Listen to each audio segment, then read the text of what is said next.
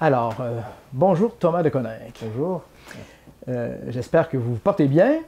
Très bien, merci. Alors, vous êtes un homme d'un âge respectable et non seulement vous êtes un grand philosophe, mais aussi vous êtes en train de vivre cette période de l'existence humaine qui nous confronte au vieillissement.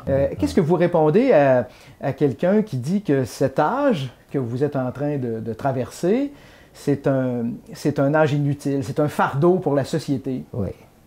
Alors il y a une ambiguïté autour du mot autonomie, en ce sens que ça peut vouloir dire l'autonomie que physiquement on est beaucoup plus autonome, en ce sens qu'il y a une autre autonomie qui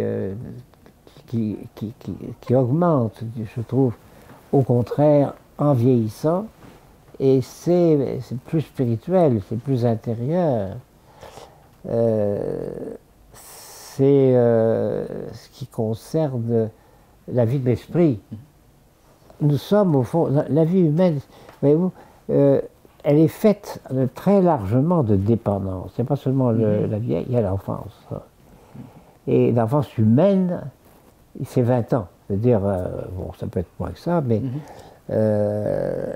prenez l'enfant, là, puis il dépend beaucoup.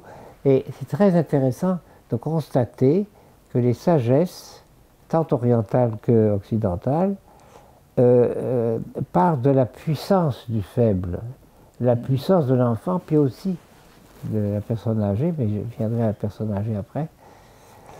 Plus une société est civilisée, plus elle sait s'occuper des faibles. Voilà.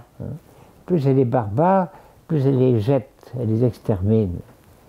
Et nous sommes dans une culture de mort, comme ça a été dit et redit à juste titre, et dans une culture consumériste, une idéologie consumériste, actuellement, qui jette.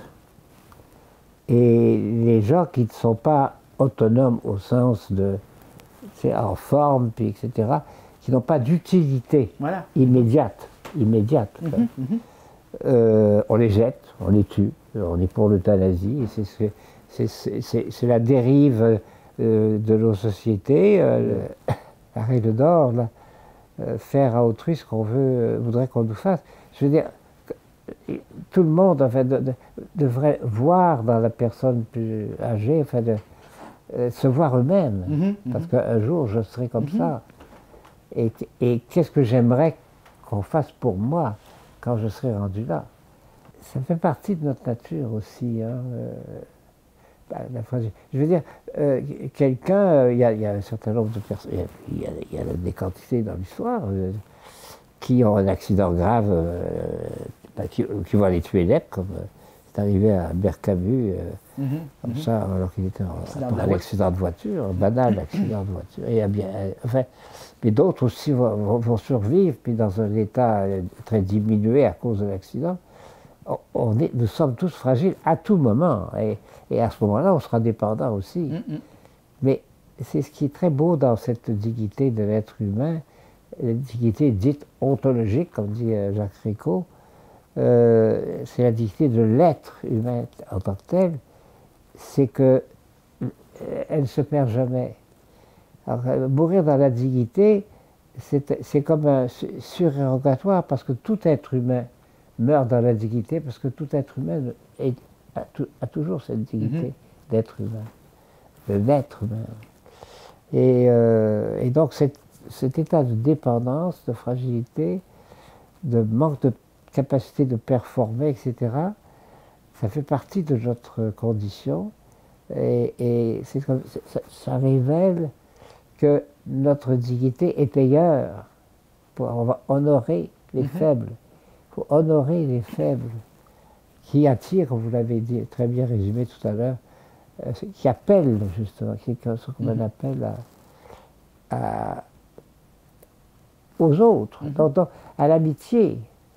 La grande valeur ici, c'est d'autre part l'amitié, avoir de l'amitié pour les aimer.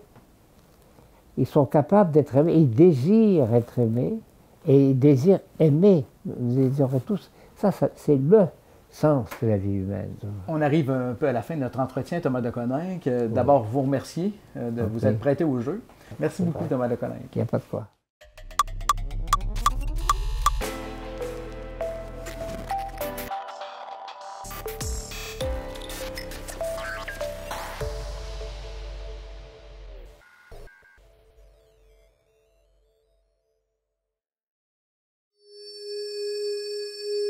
Thank you.